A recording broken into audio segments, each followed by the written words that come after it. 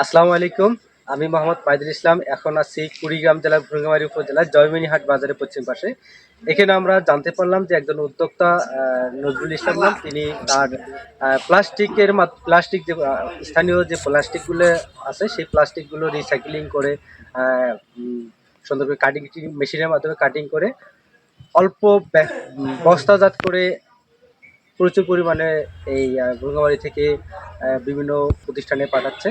এতে করে এই প্লাস্টিক রিসাইক্লিং করে বিভিন্ন পণ্য আবার নতুনভাবে তৈরি হচ্ছে। তো আমরা তার যে কিভাবে তিনি ব্যবসা পরিচালনার উদ্যোগটা নিয়েছেন এবং তার এই উদ্যোগের মাধ্যমে জনগণ কি কি সুবিধা পাবে, এই বিষয়গুলো আমরা তার কাছে জানবো। আমি মোহাম্মদ নজরুল ইসলাম। আমি লেখাপড়া জীবন শেষ করে চাকরির জন্য ঘোরাফেরা করে যখন চাকরি পেলাম না, তখন মনে মনে চিন্তা করলাম যে আমি নিজে উদ্যোক্তা হয়ে নিজে কিছু মানুষের কর্মসংস্থানের ব্যবস্থা করব। ইউটিউবের মাধ্যমে এই ব্যবসাটা আমি দেখলাম। দেখার পরে আমি স্বল্প কিছু ক্যাশ নিয়ে 3-3.5 লক্ষ টাকা ক্যাশ নিয়ে আমি ব্যবসা শুরু করলাম। মোটামুটিভাবে 2019 সাল থেকে এ পর্যন্ত 15 থেকে 20 জন মানুষের কর্মসংস্থানের ব্যবস্থা করতে পেরেছি। মোটামুটি পরিবারকে নিয়ে ভালো চলছি। ব্যবসাটা আরও বড় করার লক্ষ্যে আমি একটু সরকারের পক্ষ থেকে স্বল্প সুদে যদি সহযোগিতা পাই তাহলে আমার জন্য একটু ভালো হয় আর কি। ব্যবসাটা আমি আরও বড় করতে পারি, যেহেতু আমাদের কুড়িগ্রাম জেলা মঙ্গা কবিলতা এলাকা, এখানে কর্মসংস্থানের খুবই অভাব, কোনো মিল কারখানা ইন্ডাস্ট্রিজ নেই। সেহেতু আমি একটা থিওরি করছি, আমি এখানে একটা কিছু করে কিছু লোকের কর্মসংস্থানের ব্যবস্থা করব। এটা হলো আমার দীর্ঘ আশা। এরপর আমি ন্যাশনাল ব্যাংক থেকে কিছু বিনিয়োগ নিয়েছি। সে বিনিয়োগে আমার আপাতত হচ্ছে না।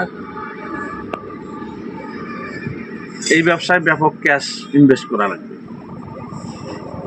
1-1.5 কোটি টাকা ক্যাশ ইনভেস্ট করলে ব্যবসাটা খুব ভালোভাবে করা সম্ভব হবে।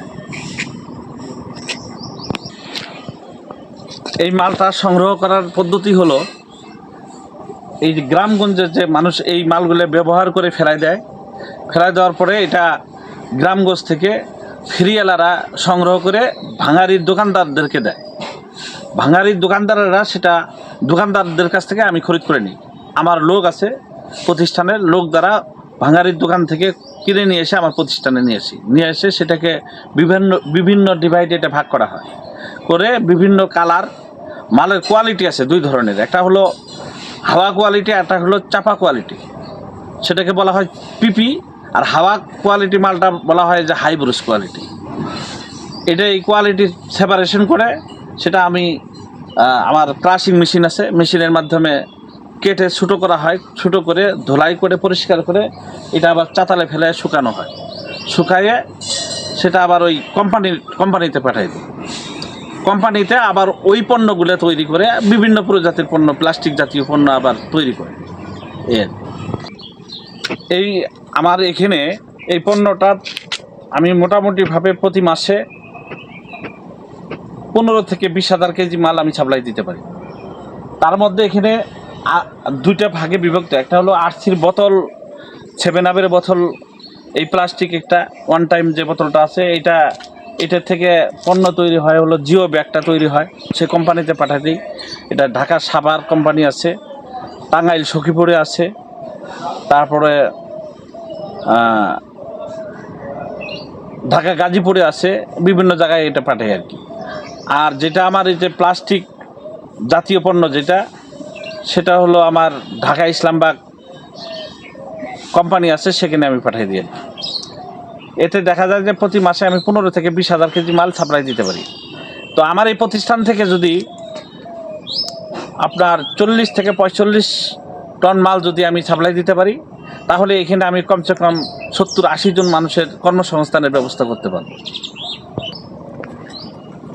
তবে সবচেয়ে বড় কথা হলো, এই ব্যবসাটা শুরু করার প্রথমে আমি আর একটা চিন্তা করছি, এই ব্যবসাটা অবশ্যই পরিবেশ বান্ধব। তার কারণ হলো এই প্লাস্টিক পণ্য যেখানে মাটি ধ্বংস করতে পারে না, পরিবেশ নষ্ট করে।